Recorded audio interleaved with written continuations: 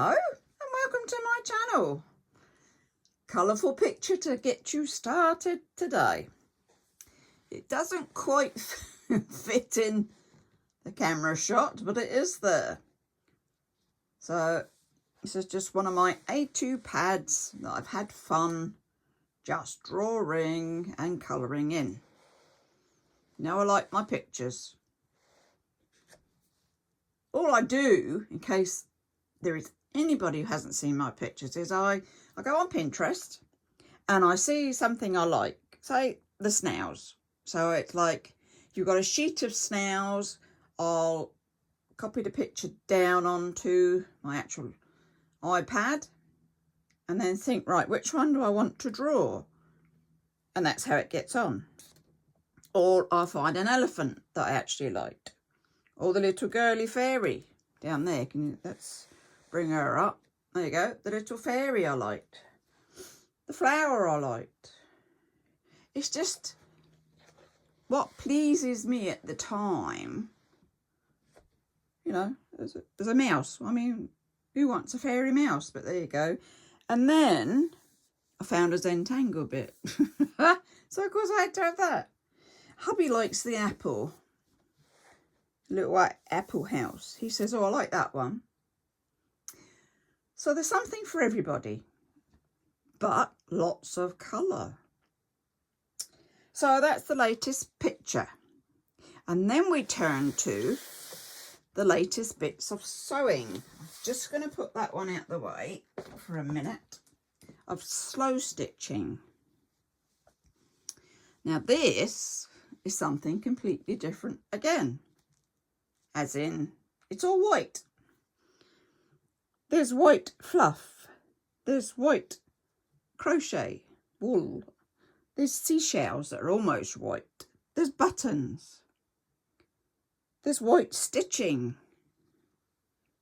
There's bits of lace. There's bits of thread. There's fluffy bits over there, a bit more lacy stuff. There's little embellishments. All sorts of just whitey bits. I usually do so much in colour that I thought, just for this once, I'll do all white and see how I get on. I like that one. It's a bit of a, is it broderie anglaise? It's just so pretty. And it's on, so it's got some wadding in the middle. And then it's got my soft, that's just a fleecy bit of material on the back. Yes, you can see my stitching, but that doesn't bother me either. What will I make this into? Not quite sure. Could be a handbag, or, you know, a bag like that with some handles. It could be a foldy over one, like a clutch bag. And some poppers there without handles, but you've still got a nice big deep bit in there. So up the sides. What else could it be? It could be a thin vessel, so that you would sew around the bottom. You'd have to put a bottom in there, obviously. But then when he stood up, it was a really thin, tall vessel. I mean, you can do what you like with them, can't you? Really. It was just the fact of, it's white, it's bright. And it was fun to do. For me, it's about the doing. It's not necessarily about what I can do with it afterwards. It's just the fun of making it.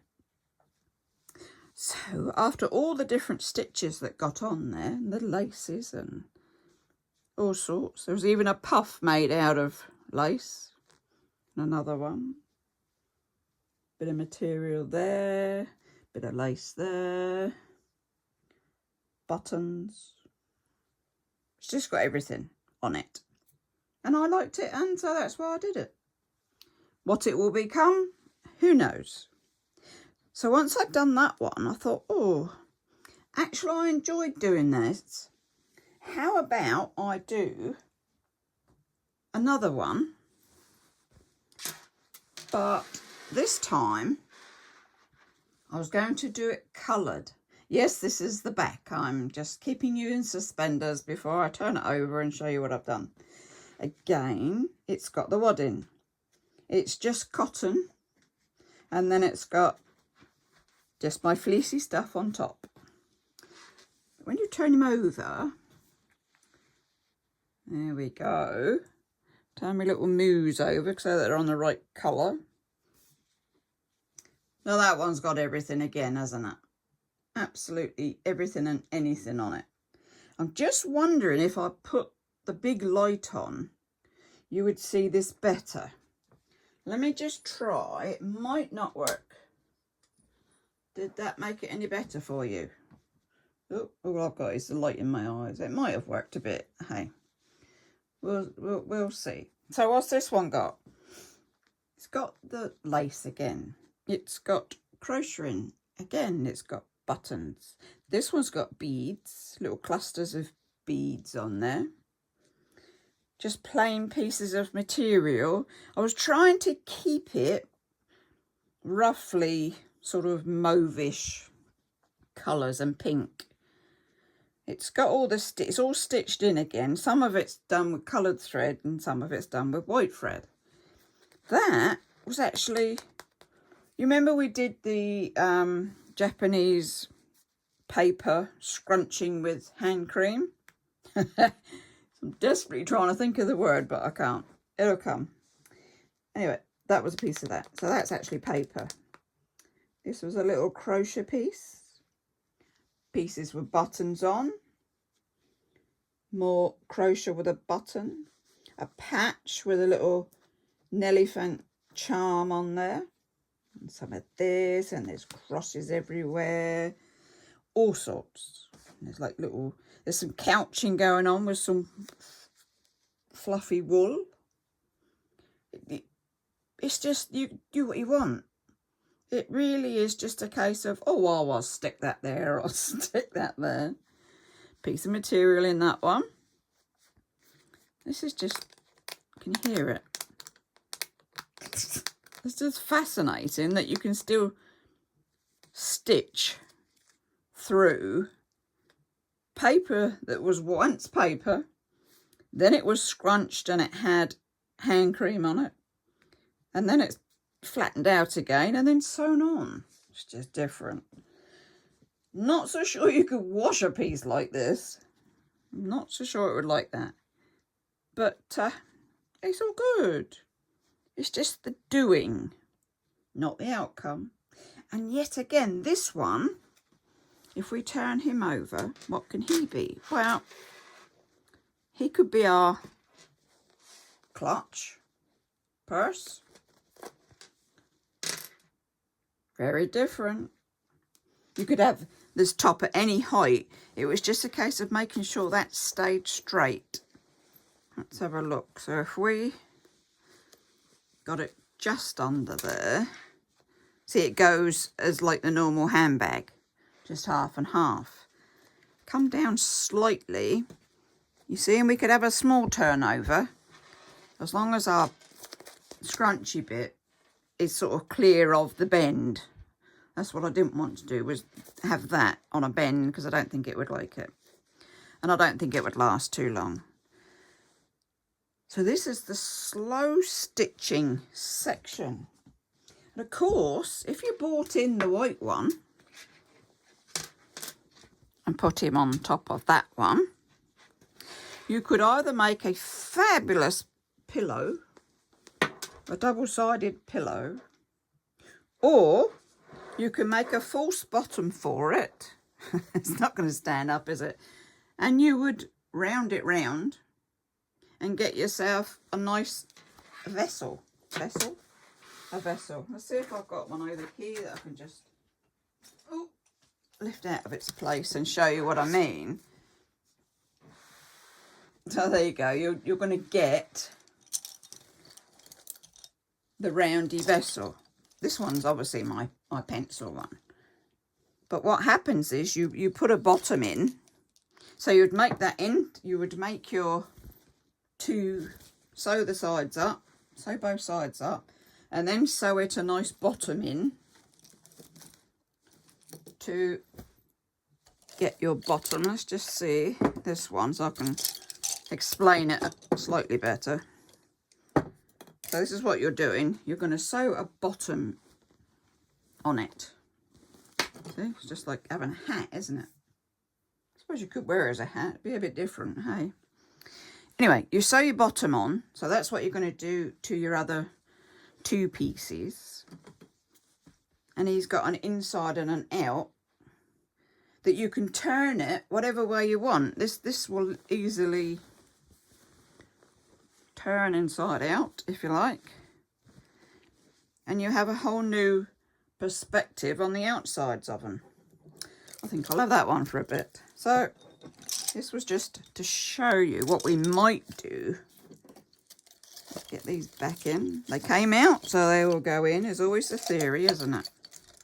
Yes, so I'll put that one back on his perch, which is on top of my printer. Oh, it's left some bits behind. It's helpful, is it? Get that out the way. So this could be one huge round pot if you wanted to. This pot would be not done inside, I'm trying to say. However, if you folded that over, you see, and you folded him over like that, once you'd actually joined him up at both ends, you see where I'm trying to get with this? I need more hands. Then he would have his inside done and his outside done. Oh, I'm quite liking that. Yes. I think he may have to be another pot. But who knows? Who knows what he's going to turn into? They're just nice as they are. I could put them on the wall as they are. And then you think, perhaps I'd like to make something of it. I do like the idea of the folded in pot. But there again, I like the actual purses. Oh, impossible. Impossible. How can you choose? Clearly I can't. So that was the slow stitching that I've been up to. Just thought I would share them with you.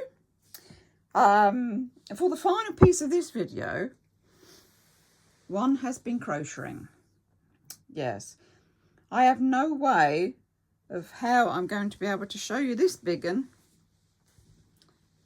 Is a lap blanket. I'll tell you what, I'll put him over the side of the table and we'll go through him a bit at a time. So it's just all different granny squares. Oh, come on, let's see if we can roll him so you can see it. You see? Oh, all different walls. This one's sort of a chunky one. In the main, I've used 2 walls at the same time to get the thickness. That was a nice one. I like that one. That wasn't doubled up. That was just a chunky wool anyway. So there you can see it's actually got, has it got white in it? Yes, it's got a white in him. And that one. And a nice, whoops, let's see that one. Nice fluffy white one. You see, this blanket started life as just a lot of squares. Then in my infinite wisdom, I thought, oh, another waistcoat. Or, oh, another jumper. That's nice. And we thought, no, Lynn, you have enough waistcoats. And you probably have enough jumpers. Or bed jackets. Or, oh, it just went on and on. I did actually put him together. Just like a big snake now. I did put him together as a big waistcoat, put it on, which was okay, but then it was a case of, actually, do I want another waistcoat? So I took some of him apart, obviously because I'd stitched up bits, and added more of these, added more squares, put a good old edging on him, and he's a lap blanket. And that's how he'll stay. He's warm, he's nice to look at, he's touchy-feely. When you get the soft ones. That was a soft one. That was 2 walls again. And he's a blanket. So there you go. You are up to date with the art, with the sewing, slow stitching, and with the crocheting. Clearly, I'm still doing cat blankets. And now I've started my twizzles for the trees down the allotment. I just make colourful twizzle bits of crocheting and I hang it on my trees at the allotment while they've got no leaves or blossom on them or no fruit on them. Cheers up the allotment. It's the only strange allotment in the plots, but we like it and I like it. And this has been a bit of a stash buster. As I say, I came into this January and I thought, oh, I've got to stop producing. Whoops, that didn't work, did it? Stop producing and use up some of my stash. So now I have a lovely nice blanket again. Used up the stash, but I did produce and I did get a blanket. Not to worry, we can't get it all right all the time, can we? Especially me. But there you go. I do hope you've enjoyed this little walkthrough of what I've been up to. And I hope you're going to give me a thumbs up. You're going to subscribe so that you won't miss any videos then, will you? And I shall say, stay safe, take care. And you know what's coming. It's bye-bye for now.